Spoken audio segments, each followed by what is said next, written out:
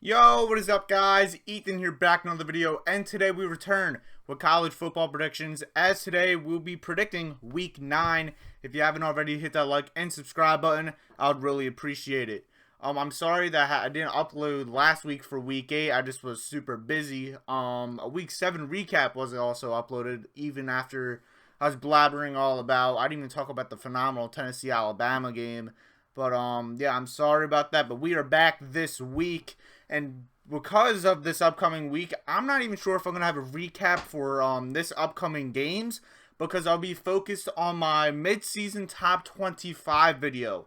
So that video will be released sometime Tuesday or Wednesday after the initial college football playoff top 25 is released. So look out for that for this upcoming part of the next week. And yeah, without blabbering on anymore, let's get straight into the predictions for this upcoming week.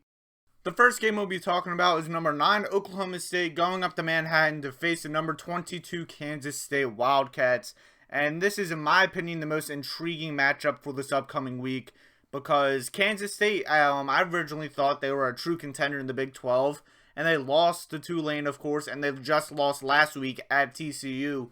And this is going to be a major bounce-back game if they want to have a true chance to win the Big 12. And then Oklahoma State last week just came back versus Texas in thrilling fashion. And everyone is kind of saying Kansas State's going to win this game, and it kind of does feel like that, I will admit it. But personally, I'm going to have Oklahoma State going onto the road and beating the Wildcats 33-28. I'm just more confident in this Oklahoma State team right now, even though a few of their guys offensively is banged up. I think this Oklahoma State defense with Jason Taylor, Tyler Lacey, Colin Oliver, etc., will pick it up for this defense and lead them to a victory. Next game is number 2 Ohio State going up to Happy Valley to face the number 13 Penn State Nittany Lions. And this game, Penn State has a real chance to upset Ohio State, in my opinion. But then at the same time, Ohio State could just go on the road and do exactly what Michigan did to Penn State and absolutely dismantle this team. And I think it's going to be a close game, especially since Penn State is the home team. There should have been a whiteout, but Fox ruins everything, it seems like. But I have Ohio State winning this game 38-26. And I just think Ohio State has too much talent compared to Penn State. And yeah, that's really the only thing I have to say. Ohio State really hasn't had a true contest up to this point. This is their true first road game, in my opinion, too, because Michigan State really isn't that good thus far this year. So I think Ohio State will prove some haters wrong, but this is kind of like an iffy game. Unless Ohio State whoops Penn State, or if Penn State actually wins, this game is really not going to affect how the overall college football landscape views each team, in my opinion.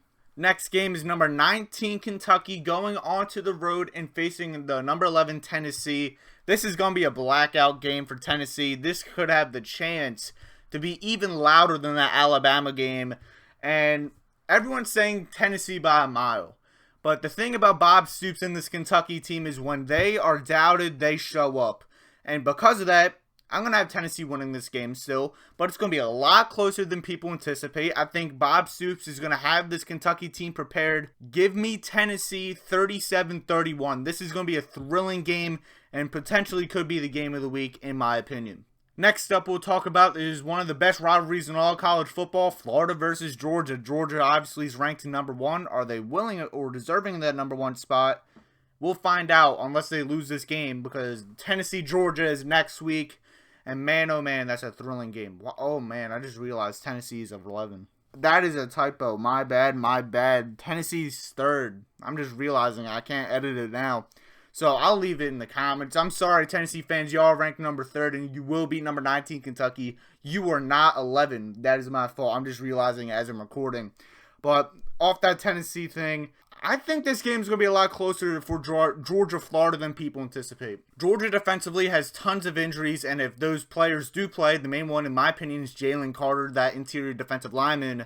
They're playing banged up, and because of that, I think Florida is going to be able to utilize that and run all over this defense. I think Anthony Richardson is going to have a bounce-back game and have a monster game, in my opinion. That's why he is on the thumbnail. But I still think Georgia has way too much talent and way better coaching as of right now, of course. And I think Georgia is still going to find a way to win this game 41-30. It's going to feel a lot closer than that, in my opinion. But the Bulldogs do win this neutral site game, and they still kind of own Florida this past decade. Next up is number 15, Ole Miss, going down the College Station to face the Texas A&M Aggies. And both of these programs for this upcoming week have been facing tons of criticism. Ole Miss just got absolutely whooped at LSU this past weekend. It was like 40-20, something outrageous. 45-20, my bad. But Ole Miss, everyone's questioning Lane Kiffin in this offense. That defense has been atrocious. And then Texas A&M, we already know they just lost at South Carolina. Jimbo Fisher, even though that buyout's like $100 million, something crazy it seems, he's on the hot seat. He could be fired. And this is a big game for both of these programs. But I'm just more confident in this Ole Miss team right now. Give me Ole Miss to go on the road and beat Texas A&M 28-19. And the big thing is, even though Ole Miss's defense really isn't that good, are they still going to allow Texas A&M, who has one of the worst offenses in all college football, it seems, this year, to be able to score? It seems like besides Devin Achane, they have no offense for this Aggies offense. Their defense is good, which is why they keep themselves in games. But this offense needs help, and I'm more confident in Lane Kiffin and his offense. So give me the Rebels on the road. Next game, Notre Dame at number 16, Syracuse. And this is a great game, in my opinion. Syracuse just came off a bad loss on the road at Clemson. Well, not a bad loss, but just a disappointing loss on the road to Clemson. They've maintained them for the first 3.5 quarters, and then they benched DJ. Cade Klubnik came in for Clemson, led the comeback, and Clemson won that game. So it really wasn't the most positive thing for that Syracuse team. But Notre Dame has struggled this past year. And even though I love Marcus Freeman, I think both of these defenses are going to come up huge. I just have Syracuse barely surviving at home, 19-17. I think this is going to be a very low-scoring game. Expect both of these defenses to step up in big ways. But I'm more confident in the Orange this season than the Irish. So give me the Qs at home. Next game is number 20, Cincinnati, on the road at UCF. And this game is just great in my opinion. It's basically a pick-em on all betting sites. But I'm going to have number 20, Cincinnati, going the road and beating UCF 30-24. I'm just more confident in Luke Fickell and his offense. And it seems like each and every time for both of these past teams, they've been under the spread, it seems like, in both of these games. The under is 55. This is exactly 54 points. So barely under the spread for you bettors. But I think Cincinnati wins this game.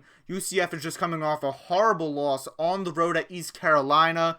They're going to want to try to bounce back. But I think Luke Fickell and his defense are going to come prepared in this game. Bearcats win on the road. And the final plain out prediction we have in this video, Pittsburgh going on the road to face number 21 North Carolina. And I think this is going to be the opposite of that Syracuse-Notre Dame game. I think this is going to be a high-scoring game. And it's not that Pitt's defense is bad. It's just how great Drake May and this Tar Heels offense is under Mac Brown, it seems like. And then North Carolina's defense is absolutely hard. So I think Izzy Abanikanda is going to be able to rush all over the field. And the main thing about this Pitt team currently is, where is this quarterback going to be? Like, is Keaton Slovis going to keep on playing bad? If so, this could definitely be a blowout for the Tar Heels. But I think he's going to bounce back a little bit. I think Izzy's going to be great on the ground for Pitt again.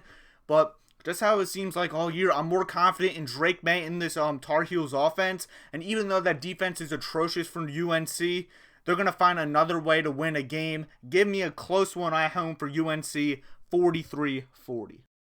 And now it's time for my bets of the week. And we have 2 overs this week. Usually I try to do an over-under, but this week we have 2 overs.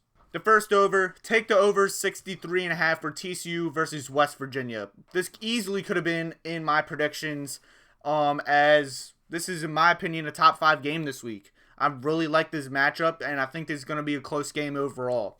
TCU, red-hot offense, top 10 team, but West Virginia, one of the most disappointing teams all year. Neil Brown is has one of the hottest seats for all coaches, and I've been seeing personally a lot of Hugh Freeze to West Virginia. Now, I'm not saying he's going to leave Liberty or anything, but it seems like Neil Brown and the Mountaineers fans are going to want Neil Brown out. And this is a big-time game, and I think Neil Brown's going to give it all he got, especially since this is a home game and on primetime television. I think this is going to be a close game, and I definitely think it's going to be over, as it seems like TCU has gone over in a lot of these past few games. And the only thing that I didn't put them on my predictions for is I just don't know who's going to win. I want to say TCU, but my gut's telling me West Virginia, so I decided to just plain out not predict it at all. I would definitely lean a little bit towards TCU, like a 50.1 to a 49.9. That's how close it is for me personally. But either way, I think this is going to be a high scoring game. Take the over in this game. Next game is the over 71.5 for North Texas at Western Kentucky. And usually I don't bet the over in these games, but based on what I've seen for both teams, I'm actually going to take the over. North Texas and Western Kentucky probably have the two most prolific offenses in the Conference USA currently for this past season. Their offenses have been plain out explosive. But then on the defensive side for both of these teams, very, very questionable. And I would not be surprised if you see a final score like 45-41 in this type of game. I'm not even sure who's going to win. I'll probably say Western Kentucky because they are the home team. But this is a rare case where there is a spread that's over 70 that I'm going to take the over 71.5 in this matchup. And now the spread picks. There's a lot of, I didn't really like a lot of the spreads this week, so I took some of the more gutsy ones, in my personal opinion at least. The first one is the plus 5.5 for Missouri on the road at South Carolina. And I understand South Carolina just came off a huge win versus Texas A&M at home this past week. But they've just been so inconsistent all year, it seems like, for this Gamecocks team. And overall, I just think Missouri has the better defense. I think they're going to be able to slow down Spencer Rattler. And then I think Missouri's going to be able to score somewhat. I understand they have a great cornerback in Cam Smith, but he's not going to be able to lock both of Dominic Lovick or Luther Burden. So I think he's going to lock up one of them, but the other one's going to have a great game. I'm actually going to take Missouri playing out to win this game on the road in an upset. And I think this plus 5.5 is just a cherry on top. Get the plus 5.5 for the Missouri Tigers.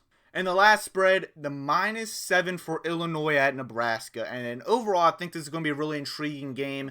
And the main thing is, how is Mickey Joseph going to use this offense at home with all this crowd power against one of the best defenses playing out in all college football this year with this Illinois defense?